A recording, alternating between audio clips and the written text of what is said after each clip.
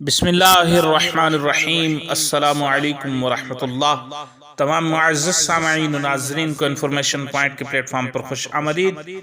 سامعین و ناظرین، ہماری آج کی ویڈیو کے اندر ہم جانیں گے کہ رسول اللہ صلی اللہ علیہ وسلم نے اپنے پیارے صحابی حضرت ابو ذر رضی اللہ عنہ کو جنت کا کون سا خزانہ بتایا۔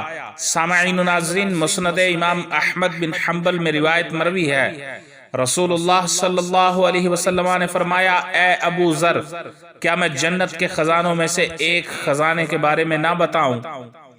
ابو ذر کہتے ہیں، میں نے عرض کی، کیوں نہیں؟ میرے ماں باپ آپ صلی اللہ علیہ وسلم پر قربان۔ آپ صلی اللہ علیہ وسلم نے فرمایا، لا حول ولا قوت الا باللہ کہو، کیونکہ یہ جنت کے خزانوں میں سے ایک خزانہ ہے۔